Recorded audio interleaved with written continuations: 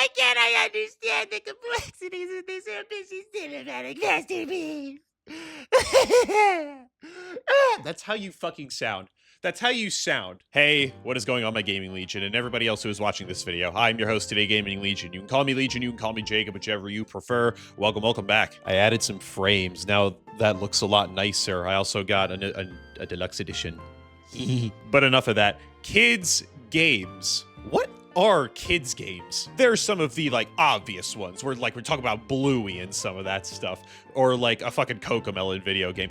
Obvious kids games. But then you step into the field of Nintendo, 2D and 3D platformers, stuff like that. People were calling Astrobot a kids game. I mean, everybody says Nintendo games are kids games.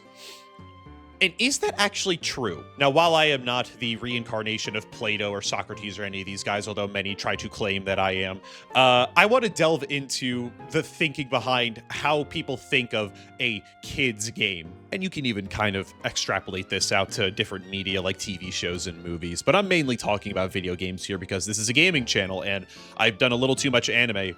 And next week's going to be another anime, so I want to do a gaming one. But I really wanted to do this video, go over, talk about all this because everybody is setting, with the new Donkey Kong that just came out and a bunch of other stuff with Nintendo is that, oh, these are just kids games, which invalidates their value, which annoys me. It annoys me because they use the term kids game as if that's like this little gotcha that oh, that's not a real game, or it doesn't hold the same value as all these other games because it's just a kids game. Basically invalidating the entire game and people's experiences with the game because it's not a adult game. So that's something I want to go through here. And while I'm not here to give concrete, this is exactly what it is answers, I at least want to bring up the questions and give you my interpretations and my opinions on what I think a kid's game or adult game actually is. And one of my theories when it comes to a lot of this is it is a lot of groupthink and performative outrage, which is a video I want to do separately, probably after the anime one next week, talking about all of that. But I do think that groupthink and performative outrage actually plays a bit of a factor into kids' games. I don't think most people really care that they are kids' games. I think most people just want to appear as if they are better than a kids' game. But I will save that more for that later video. Now let's really dive in here with some questions to kind of differentiate between what a kids and an adult game is, or how you can look at it to make these classifications. The first one I have here is gameplay mechanics. Is the gameplay mechanics or the main gameplay loop something that can make it a kids versus an adult game? Do stuff like simpler controls automatically make it more kid-friendly or more of a kids game? Or can they be deep enough for adults too? One very good example, and I think kind of gets caught into this web while not directly talked about as it, is turn-based games. While not many people really state, oh, a turn-based game automatically makes it a kid's game, because obviously there are other factors, but I think a lot of people don't like turn-based because of how simple it does look on the surface. I mean, turn-based, you pick a move, see if it does more damage. You can look up if it does more damage. You can take your time with it. So it seems like it's more kid-friendly in that sense. It's a little bit slower and it lets you really think through stuff. It's not high-paced, thinking on the fly type of deal, like with live action or just regular action games. And at least for a general turn-based, for the general system, normally pretty simplistic. You could also think to stuff like cozy games like Stardew Valley or Animal Crossing, or those ones where their main gameplay loop and their,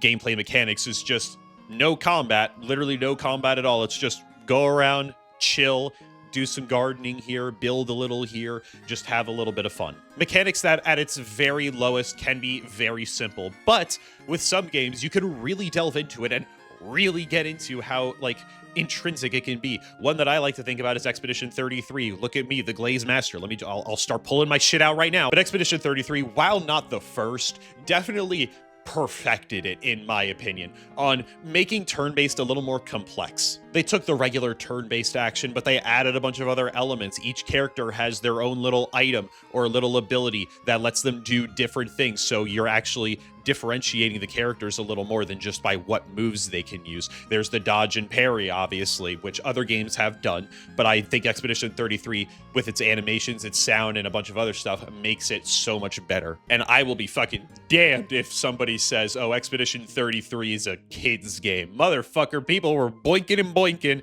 in fucking Lumiere at the beginning of that game. Get the fuck out of here. They say fuck a good amount too. My home. Another gameplay mechanic I like to question here is ones with lower difficulty or lower stakes. Does that automatically make it a kid's game if the game is too easy, or if the game just has no stakes in its story if it has one? Again, there's other factors going into this, but one I always hear about is Pokemon. The games are too easy. They're so easy. The Pokemon, especially nowadays, the Pokemon games are so easy. They're so for kids and stuff. And again, there are other factors going into it. But I don't think the difficulty of the game, personally, makes an effect on whether it's a kid's game or not. Honestly, for people that say that, I'm just waiting for the one day where they make like a Soulsborne game like super fucking easy, and then I can just say, oh, that's a kid's game.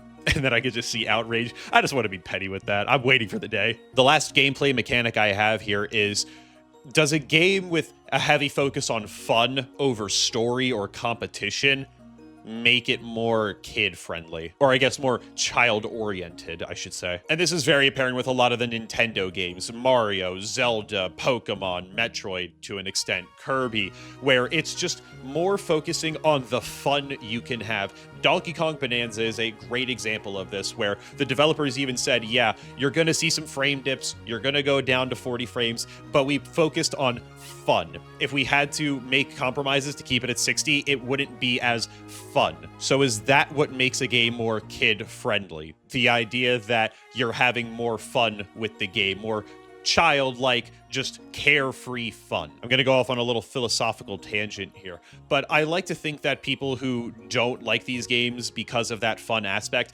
are kind of trying to see adulthood and maturity as you are no longer allowing to have fun. No longer allowing to have fun. I can grammar. Basically, it's the idea that we see in media all the time, where the older you get, the less fun you're gonna have, and the less fun you should have, because you should be focusing on more realistic topics. You should be focusing more on your job, your bills, your relationships with a woman or man, or it, I'm sorry, not trying to discriminate here, but it's kind of that idea of, as you get older, you are supposed to like more adult things. And that's where I see a lot of this, you know, insult of, oh, you're playing a kid's game come from. The idea that, oh, you're an adult and you're doing something that is for kids, when in reality it's just something fun and it's something distracting from real life, as a video game should. And I like to think that people who use, oh, you're playing a kid's game as an insult, don't really want video games to be the escapism that they want, or at least they want a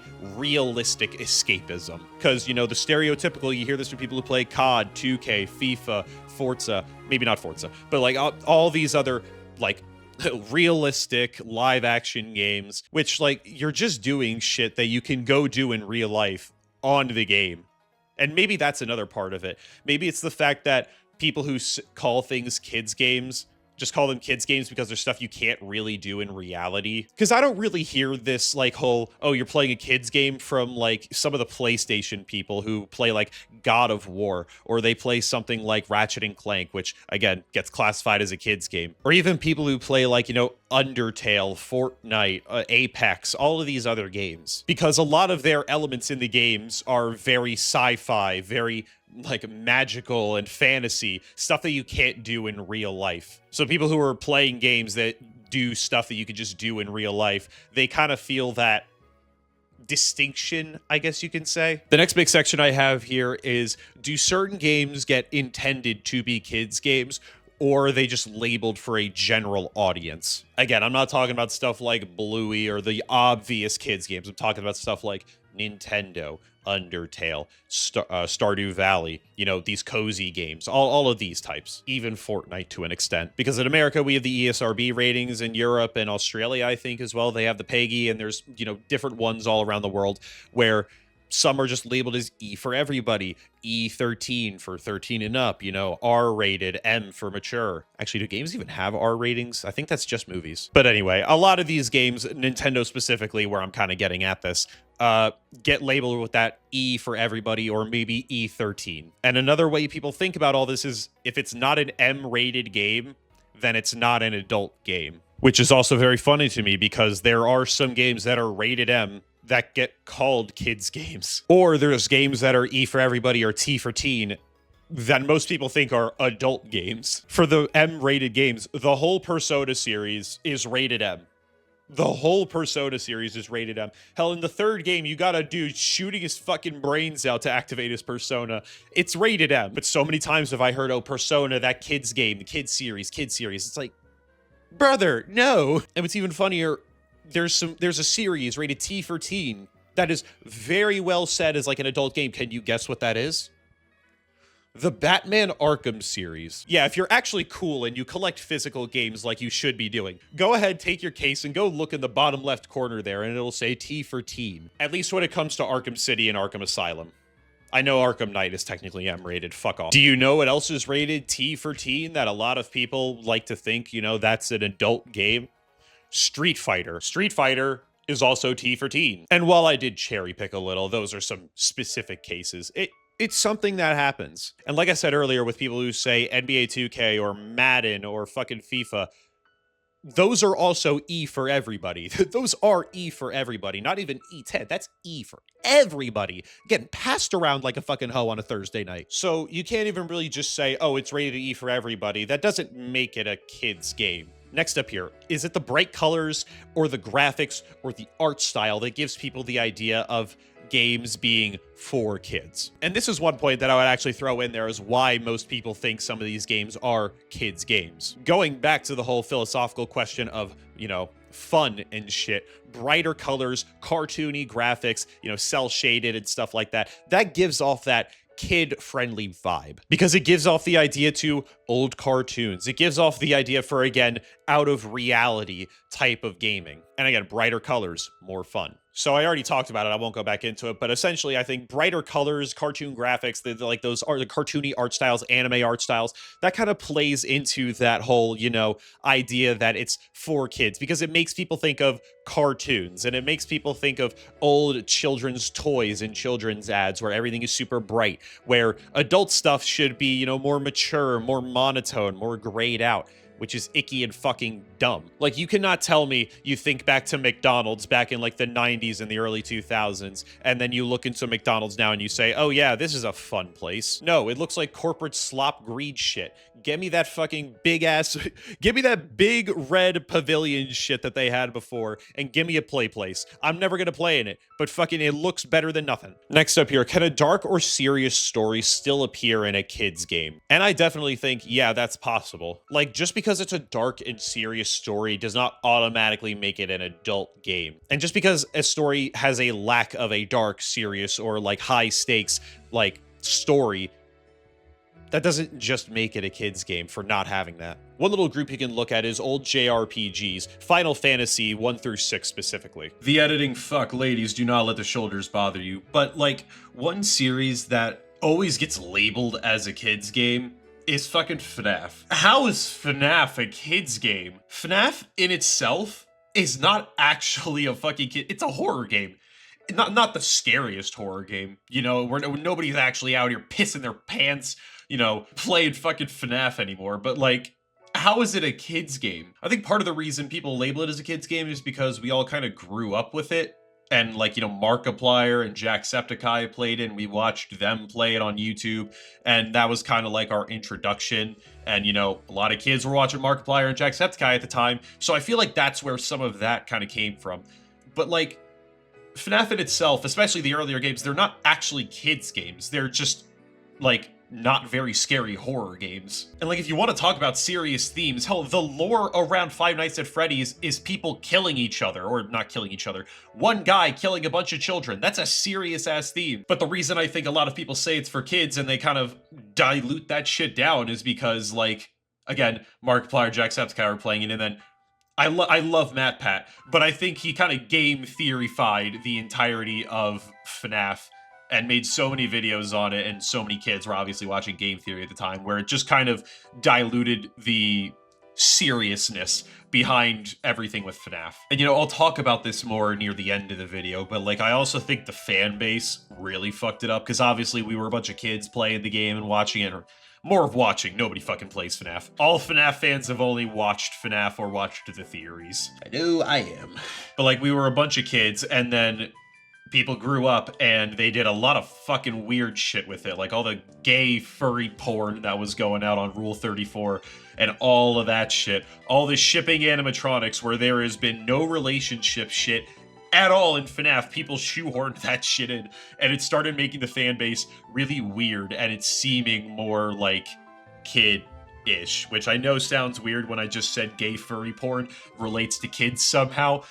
Hey man, I don't write the rules here. But I definitely think the fan base being very weird also kind of played a part in making it seem a little more kiddish. I know, in a weird way, but it is what it is. And then of course as later games got introduced, the wackiness just got kind of out of order. But like, especially those first few games, I would say maybe up to Sister Location at the latest, those are some serious shit in there. I know I'm mostly talking about gaming here, but I can go over to TV shows on Cartoon Network with Ben 10, Regular Show, Adventure Time, even The Amazing World of Gumball, where they all have like serious themes in their story. Steven Universe, that really gets called gay shit and like a kid's story, but it's got a lot of adult themes in there and a lot of adult scenes. But then you go to like some of these adult mature games and it's not really like a dark or serious story. It's just there's a lot of blood and action in it. And not every game needs to be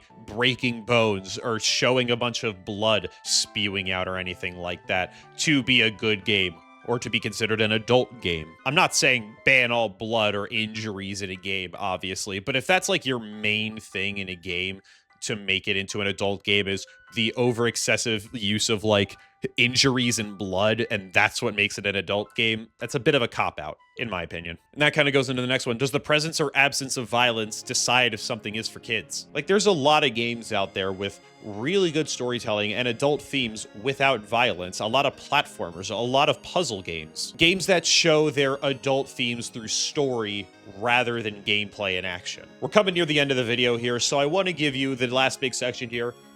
How would I define a kid's game, and what do I think really defines one? The main fan base. What age demographic really makes up the entirety of this game? And I think this is really where a lot of this, oh, that's a kid's game, comes from. Especially when it comes to Nintendo. Nintendo is obviously very, very known to be like for the kids. Everything they make is really geared towards children.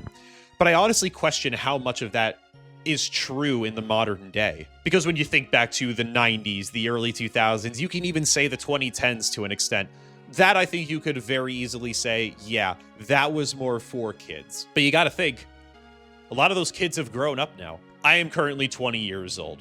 Do with that as you will. Like, I grew up during the whole gaming boom, the PS3, the 360, the Wii. And while I didn't have a PS3 and a 360, I only had a Wii and a DS and then a 3DS going on. I grew up to love gaming. I loved the video games on the Wii, my DS, my 3DS. And obviously, as I grew up, I got more. I got the PS4 from my brother, and he had an Xbox One, and we would always play the shit out of that. When I got my Nintendo Switch, as soon as I basically got to college, I started collecting a lot more now that I was getting paid and doing other stuff. And I'm not the only one. There's way more people who have grown up with gaming and start collecting a lot more, start playing a lot more games. They might get more consoles and stuff. So a lot of the people who really loved Nintendo as a kid had a Wii, had a DS, maybe had a GameCube if you were a little earlier. They have now grown up, and they are now might still be buying games for the Switch or the Switch 2. So while I think a child audience is still very apparent with stuff like Nintendo, I really do need to question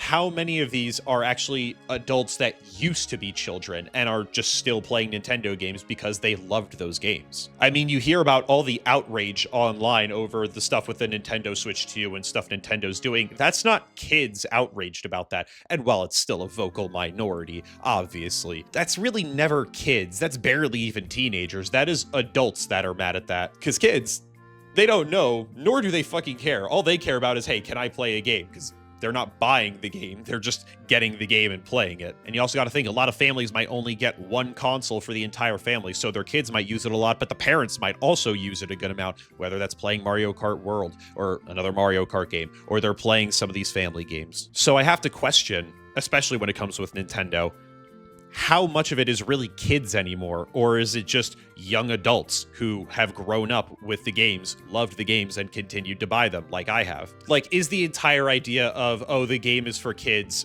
a little outdated? I don't know. I really only made the video because there's this one guy who I'm streaming called 0 Point who really fucking annoys me, because I was playing Donkey Kong Bonanza, or I had mentioned that I was going to, and he's like, a kid's game, by the way, and I'm like, do you fucking hate fun? Why do you care? And that's another thing, a little prequel for the groupthink video. Why the fuck do you care? Why do you care if people are playing a kid's game? Why the fuck do you care? Like, really get this in your noodle for a second. If you're never going to play the game, why the fuck do you care if other people are playing the game? If you were never going to get the Nintendo Switch 2, why the fuck do you actually care if people get the Nintendo Switch 2?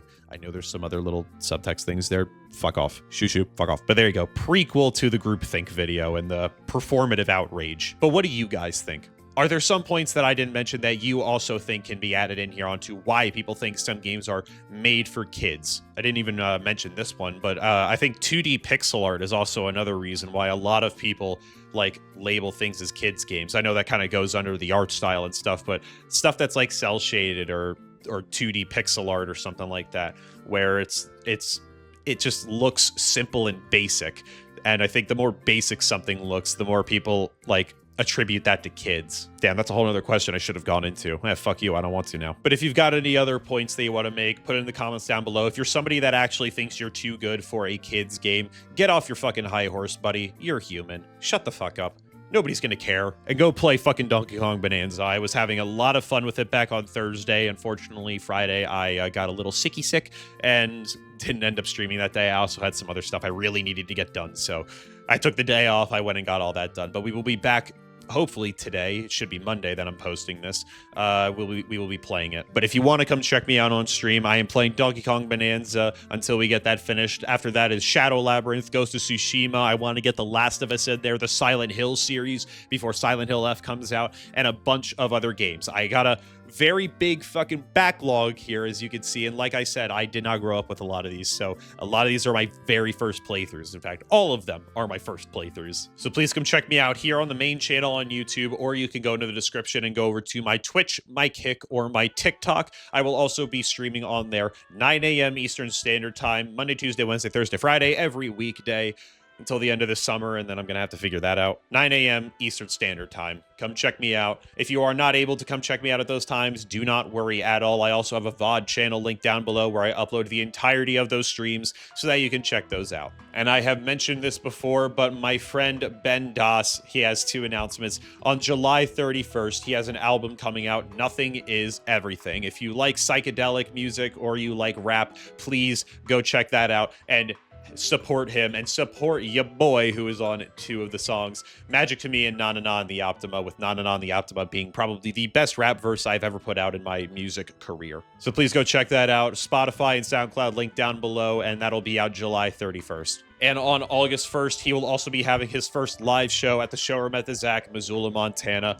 Again, August 1st, 7:30 p.m. GMT. He also said if you're not able to make it, he's going to be trying to stream it on his Twitch. So if he's able to do that, it will be linked down below. I will also be trying to stream it that night if he is able to get that done. Next week, summer 2025. You get to see all the shit that I'm watching. Thank you guys so much for watching. I appreciate you guys being here. I will see you next week.